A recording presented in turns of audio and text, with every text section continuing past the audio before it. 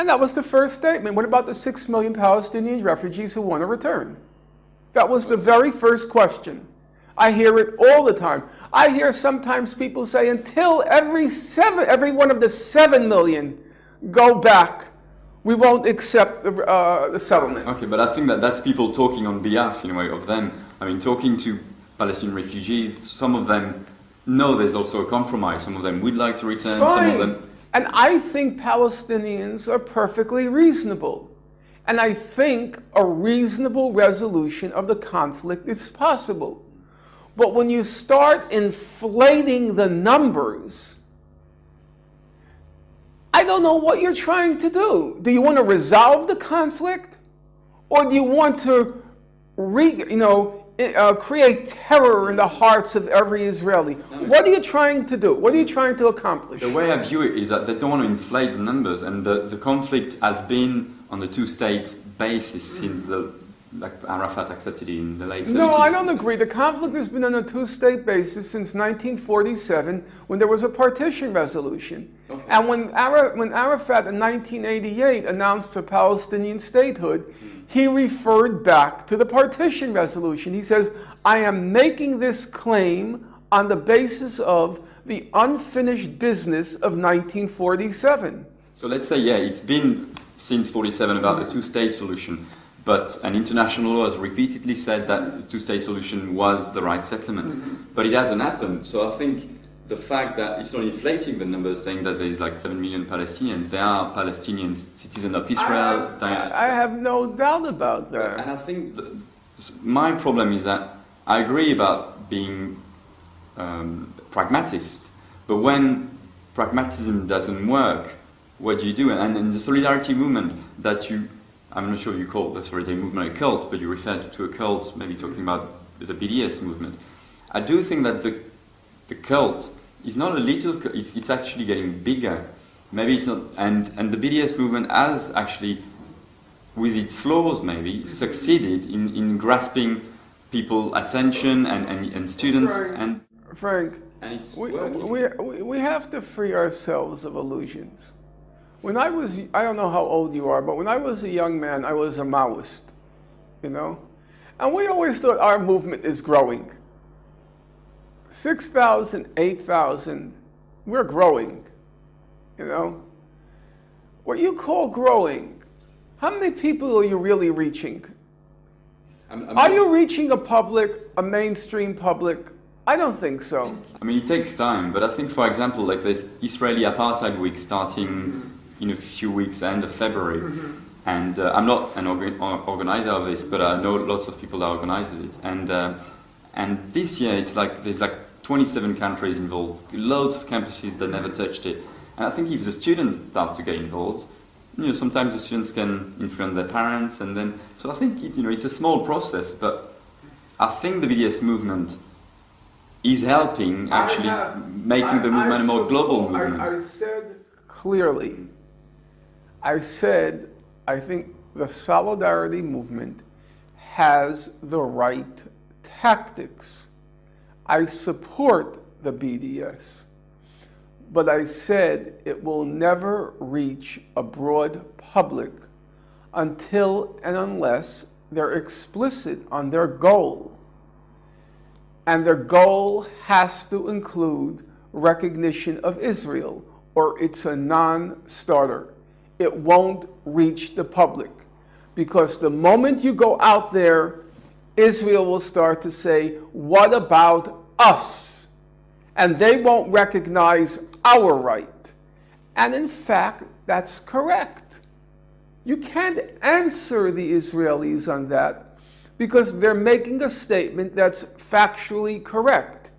It's not an accident, an unwitting omission that BDS does not mention Israel. You know that, and I know that. It's not like we forgot to mention it.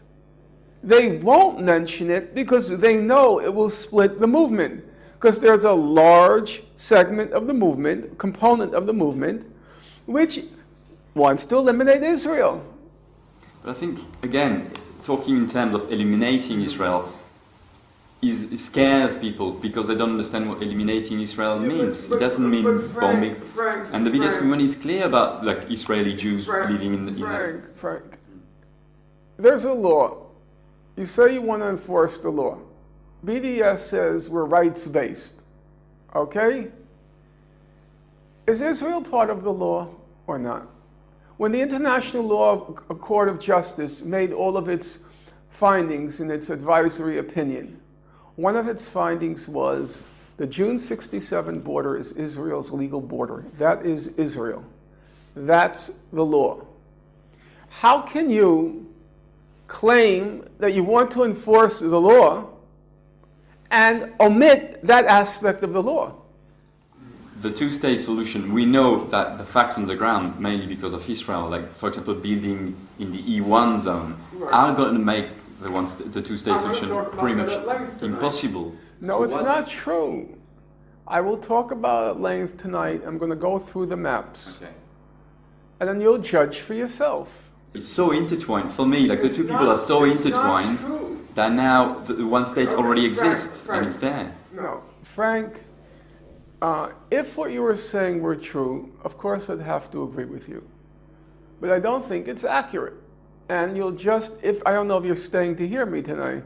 I can't say. Yeah, well, I'm going to... I've heard you. I'm going to go... In December. Yeah, I'll go through the maps I have today. I'll show you the maps, exactly what it looks like. Well, the two-state solution looks like. No, what the issue with the settlements looks like. Okay. I go through the maps.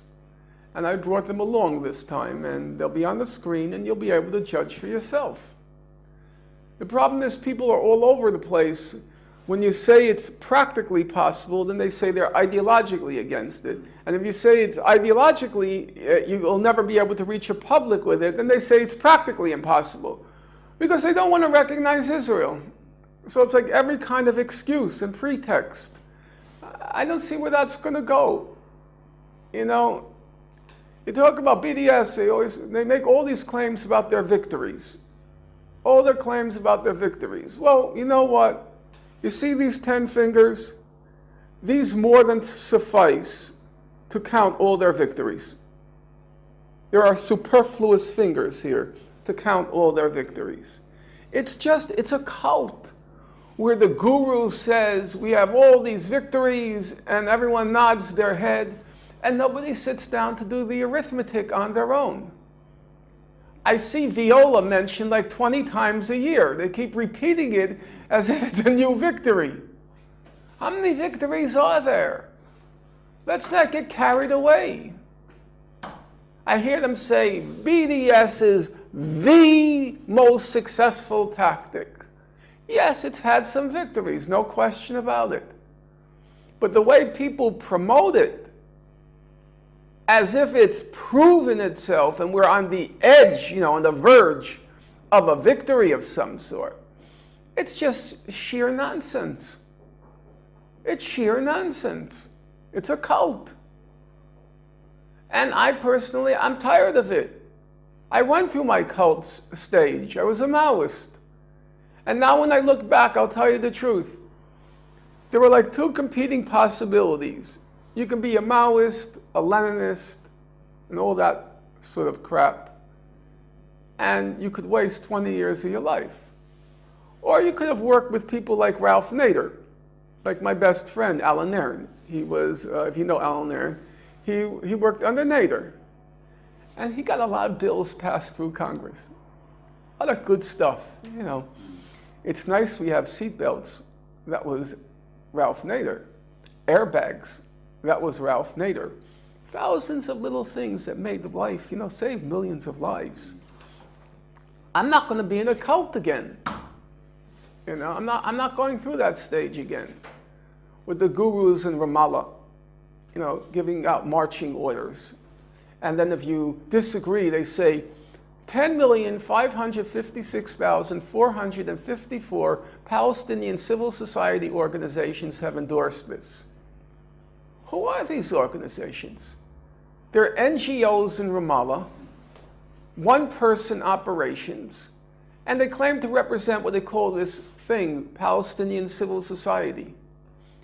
If they really were Palestinian civil society, as they claim, then why can they never organize a demonstration of more than 500 people? If they really are, they represent Palestinian civil, I hear this all the time. Have you ever seen a statement by BDS that doesn't have the first subordinate clause? BDS, the largest civil society organized protest, endorsed by 26,555,000,000,000,000,000, organizations. They're just Ramallah, NGOs. Represent absolutely nothing. Nice trade unions as well. And, look, let's stop. If it were what you said, where are the demonstrations there? If there were really an active... BDS, I think, is turned to the international community, not to the well, that to me is a problem. I'll tell you the truth. Because if you're an indigenous organization in Palestine, you should be organizing your people. And it's our job to organize from our side. I went through many solidarity movements. The Vietnamese never gave us marching orders. The Nicaraguans, the El Salvadorans, they didn't tell you what to do. They organized their people. And the solidarity movement abroad, we were supposed to make the judgment about how best to organize ourselves. And it's a very strange thing when the people there who claim to be the leaders of civil society, they can't organize a demonstration of 500 people among themselves, but they're telling everybody else abroad what to do. It's a weird inversion. When I was first involved in the Gaza Freedom March, I don't know if you were involved in it. Yeah, I heard about it. Okay. They said they were going to bring out 50,000 people in Gaza. 50,000 people. And you know how many they brought out? They brought out 300. It's a cult. You make up numbers, you fantasize, and all the followers are supposed to nod their head. Well, you know what? I'm 58 years old. I've been involved in this 30 years. I gave, and I'm going to say, I gave, for a Westerner, not for a Palestinian, I gave my life to the cause, and I'm not going to be anybody's fool. I'm not wasting time anymore. I'm tired of it. I really am. I've lost patience with it. I'm tired of gurus, and I'm tired of cults. Either we take advantage of the opportunity and try to reach people, or just forget it. It's a waste of time, And trying to play these silly little games of your 3 tiers, your 3-layer cake, and and I know exactly what we're talking about, because if we end the occupation and we bring back 6 million Palestinians and we have equal rights for Arabs and Jews, there's no Israel. That's what it's really about. And you think you're fooling anybody? You think you're so clever that people can't figure that out for themselves? No, they understand the arithmetic perfectly well. Are you going to reach a broad public which is going to hear the Israeli side, they want to destroy us? No, you're not. And frankly, you know what? You shouldn't. You shouldn't reach a broad public because you're dishonest. And I wouldn't trust those people if I had to live in the state. I wouldn't.